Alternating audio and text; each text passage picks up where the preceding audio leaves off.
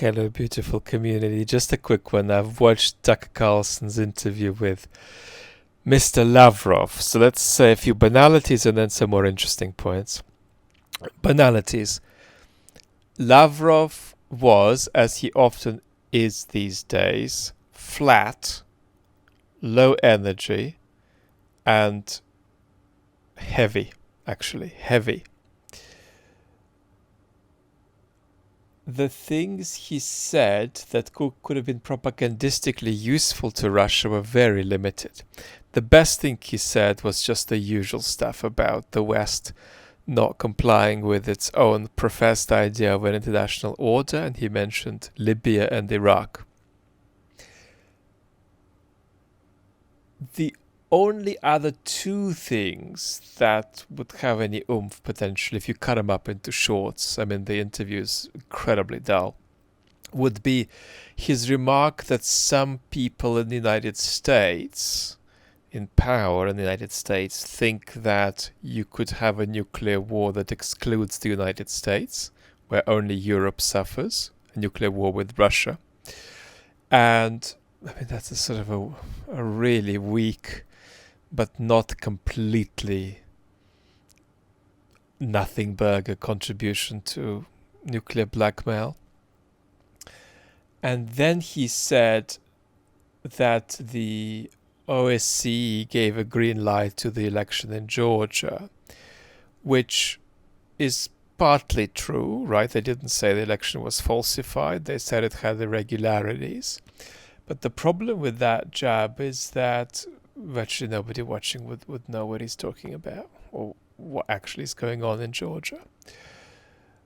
So let's get to the more juicy analysis. Tucker Carlson, I've spoken about before. He is an algorithm-driven entrepreneur who is faking a dissident persona in which he himself believes. But even Tucker's more sincere thoughts are largely algorithm driven, and of course there is nothing journalistic about his interview because a journalist is tethered to the practiced virtue of truthfulness and is knowledgeable, and Tucker allowed Lavrov to lie an unbelievable number of times. I mean, it'd be an endeavor to try to write down all the lies. A few of you have gone around saying, oh, you should never interview Putin or Lavrov.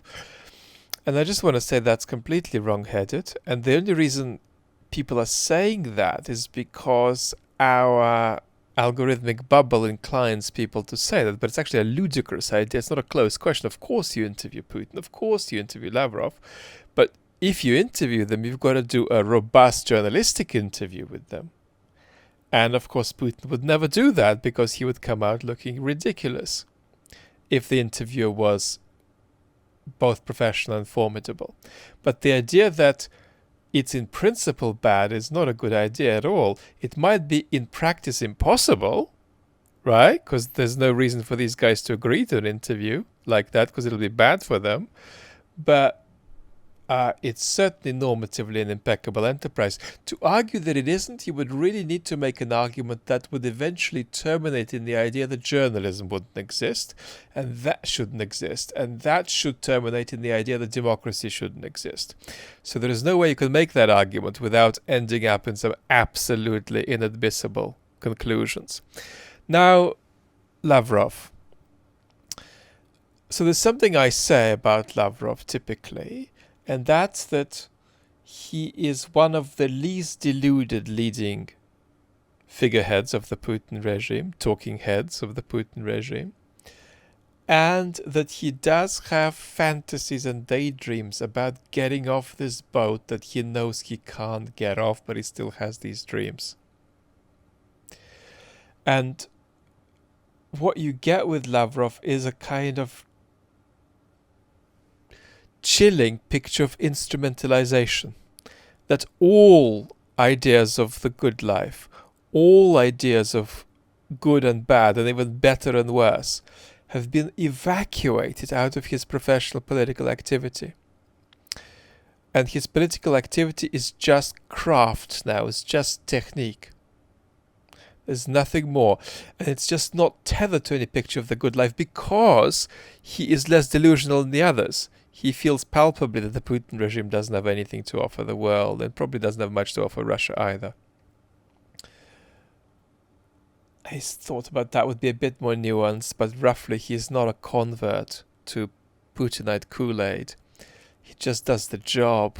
And that's just a chilling level of instrumentalization. It's also a chilling level of compartmentalization, right? How do you keep the rest of your life apart from that main activity that you do professionally, whereby you suspend not just integrity, you can suspend integrity in politics, but you just suspend ideas of good and bad and better or worse.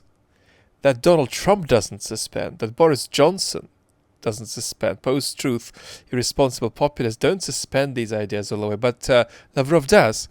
So he looks like this incredible example of a certain kind of modern human drowning in compartmentalization and instrumentalization.